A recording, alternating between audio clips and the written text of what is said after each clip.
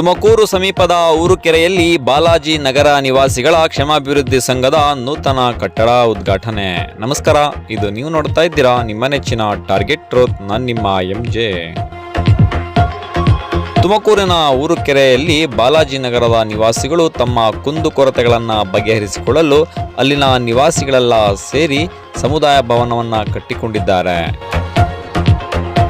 ಊರುಕೆರೆಯ ಬಾಲಾಜಿ ನಗರದಲ್ಲಿ ಮೂಲಭೂತ ವ್ಯವಸ್ಥೆಗಳೇ ಇಲ್ಲದಿರುವುದು ಅಲ್ಲಿನ ದುರಾವಸ್ಥೆಗೆ ಹಿಡಿದ ಕೈಗನ್ನಡಿಯಾಗಿದೆ. ಈ ಎಲ್ಲ ಸಮಸ್ಯೆಗಳನ್ನು ಬಗೆಹರಿಸಿಕೊಳ್ಳಲು ನಿವಾಸಿಗಳೆಲ್ಲ ಸೇರಿ ಈ ಸಂಘವನ್ನು ಆರಂಭಿಸಿದ್ದಾರೆ. ಅದಕ್ಕಾಗಿ ಅವರು ಬಾಲಾಜಿ ನಗರ ನಿವಾಸಿಗಳ ಕ್ಷೇಮಾಭಿವೃದ್ಧಿ ಸಂಘ ಎಂದು ಕಟ್ಟಿಕೊಂಡಿದ್ದಾರೆ. ಇನ್ನು ಈ ಸಂದರ್ಭದಲ್ಲಿ ಕಾರ್ಯಕ್ರಮದ ಉದ್ಘಾಟನೆಯನ್ನ ಶ್ರೀ ಶ್ರೀಕಾರದ ವೀರಬಸವ ಮಹಾಸ್ವಾಮಿಗಳು, ಗೌರವಾಧ್ಯಕ್ಷರಾದ ಡಾಕ್ಟರ್ ಶಂಕರಲಿಂಗಯ್ಯ, ಸಂಘದ ಅಧ್ಯಕ್ಷರಾದ ಡಾಕ್ಟರ್ ಪ್ರಕಾಶ್ ಕೆ ನಾಡಿಗ್, ಖಜಾಂಚಿಯಾದ ಡಾಕ್ಟರ್ ಬಸವರಾಜ್ ಅಂಗಡಿ, ಊರುಕೆರೆಯ 3ನೇ ವಾರ್ಡಿನ ಶ್ರೀಮತಿ ಆಶಾ ತ್ರಿಲೋಚನ್, ಸದಸ್ಯರುಗಳಾದ ಶ್ರೀನಿವಾಸ್, ಶ್ರೀಧರ್, ಸಿದ್ದೇಶ್, ಸತೀಶ್ ಉಪಸ್ಥಿತರಿದ್ದರು. ವರದಿ ರಘುನಂದನ್ TR, ತೋವಿನಕೆರೆ. ಇದು ಟಾರ್ಗೆಟ್ ಟ್ರೂತ್, ಸದಾ ನಿಮ್ಮೊಂದಿಗೆ. ನಮಸ್ಕಾರ. ಕೆ ನಾಡಿಗ್ ಅಂತ ಹೇಳಿ ಬಾಲಾಜಿ ನಗರ ನಿವಾಸಿಗಳ ಕ್ಷೇಮಾಭಿವೃದ್ಧಿ ಸಂಘದ ಅಧ್ಯಕ್ಷ ನಾನು. ನಾವು ಸಂಘಟಕರಾಗದೇ ಇದ್ದರೆ ಯಾವ ಕೆಲಸನೂ ಆಗೋದಿಲ್ಲ ಅಂಥೇಳಿ ನಮಗೆ ಮನವರಿಕೆ ಆಗಿದೆ. ಯಾಕಂದರೆ ಈ ಬಾಲಾಜಿ ನಗರ ಪ್ರಾರಂಭ ಆಗಿ ಸುಮಾರು ಒಂದು 10-15 ವರ್ಷ ಆಗಿದೆ. ಪ್ರತಿ ವರ್ಷ ಒಂದು 10 ಮನೆಗಳು ಕನ್ಸ್ಟ್ರಕ್ಷನ್ ಆಗಿ ಇಲ್ಲಿ ಜನಸಂಖ್ಯೆ ವೃದ್ಧಿ ಆಗ್ತಿದೆ.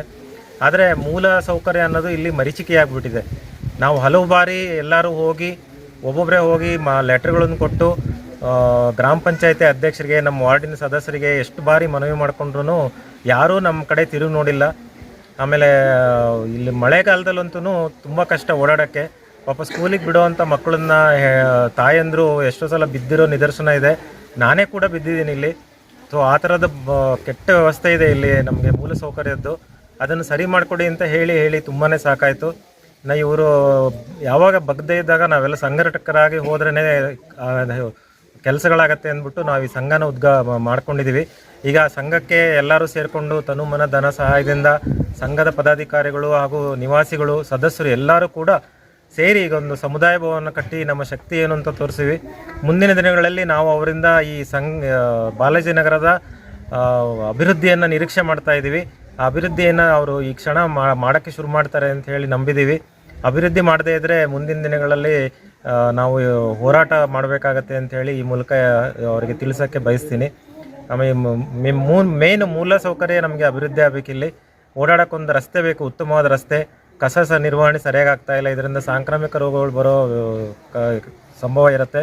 ಆಮೇಲೆ ಮೋರಿಯಲ್ಲಿ ನೀರು ಸರಾಗವಾಗಿ ಹರಿದು ಹೋಗಬೇಕು, ಮಳೆಗಾಲದಲ್ಲಿ ನೀರು ಹರಿದು ಹೋಗಬೇಕು. ಇಂಥ ವ್ಯವಸ್ಥೆಗಳನ್ನು ನಮಗೆ ಅವ್ರು ಮಾಡಿಕೊಡ್ಬೇಕು ಅಂಥೇಳಿ ನಾವು ಈಗ ಅವ್ರಿಗೆ ಇನ್ನೊಂದು ಸಲ ಎಲ್ಲರೂ ಮನವಿ ಮಾಡ್ತೀವಿ. ನಮ್ಮ ಭಾವನೆಗೆ ಸ್ಪಂದಿಸ್ತಾರೆ ಅಂಥೇಳಿ ನಾವು ತಿಳ್ಕೊಂಡಿದ್ದೀವಿ.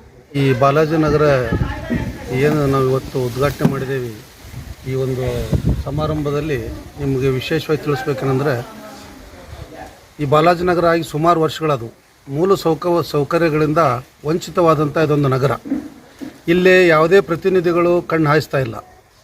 ಮತ್ತು ಯಾರು ಬಂದು ಈ ಮೂಲ ಸೌಕರ್ಯಗಳನ್ನು ಅಭಿವೃದ್ಧಿ ಪಡಿಸ್ಬೇಕು ಅಂತ ಗಮನಕ್ಕೆ ತಂದ್ರೂ ಯಾರು ಏನು ಮಾಡ್ತಾಯಿಲ್ಲ. ಆ ಉದ್ದೇಶಕ್ಕೆ ನಾವೆಲ್ಲ ನಮ್ಮ ಸ್ನೇಹಿತರು ಎಲ್ಲರೂ ಸೇರಿಬಿಟ್ಟು ಒಂದು ಸಂಘಟನೆ ಮಾಡಬೇಕು. ಈ ಸಂಘಟನೆಯಿಂದ ಈ ನಗರವನ್ನು ಅತ್ಯುನ್ನತವಾದಂಥ ಮಟ್ಟಕ್ಕೆ ಒಯ್ಯಬೇಕು ಅನ್ನೋ ಒಂದು ಉದ್ದೇಶದಿಂದ ಇವತ್ತು ಈ ಸಂಘದ ಉದ್ಘಾಟನೆ ಮಾಡಿದ್ದೀವಿ. ಈ ಒಂದು ಸಭಾಭವನದ ಉದ್ಘಾಟನೆಯನ್ನು ಮಾಡಿಸಿದ್ದೀವಿ. ಈ ಸಭಾಭವನದ ಉದ್ಘಾಟನೆಯನ್ನು ನಮ್ಮ ಬೆಳ್ಳಾವಿಯ ಕಾರದ ವೀರಬಸವ ಮಹಾಸ್ವಾಮಿಗಳು ಉದ್ಘಾಟನೆ ಮಾಡಿದ್ದಾರೆ ಅವರ ಅಮೃತಹಸ್ತದಿಂದ. ಇನ್ನು ಮುಂದೆ ಎಲ್ಲ ಜನಪ್ರತಿನಿಧಿಗಳು ಈ ಒಂದು ನಗರಕ್ಕೆ ನಾವೆಲ್ಲರೂ ಟ್ಯಾಕ್ಸ್ ಕಟ್ಟೋದನ್ನು ಯಾವುದನ್ನು ಹಿಂದೆ ಮುಂದೆ ಮಾಡ್ತಾಯಿಲ್ಲ. ಎಲ್ಲದನ್ನು ಸಮಯಕ್ಕೆ ಸರಿಯಾಗಿಯೇ ಕಟ್ಟಿದ್ದೀವಿ.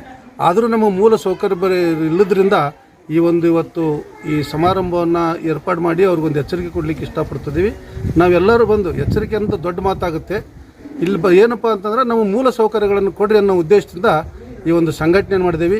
ಎಲ್ಲರೂ ನಮಗೆ ಸಹಕಾರ ಕೊಡಬೇಕು ಅಂತೇಳೆಂದು ಈ ಮೂಲಕ ತಮ್ಮಲ್ಲಿ ವಿನಂತಿಸಿಕೊಳ್ತಾ ಇದ್ದೀವಿ. ನನ್ನ ಹೆಸರು ಡಾಕ್ಟರ್ ಶಂಕರಲಿಂಗಯ್ಯ ಅಂತೇಳಿ.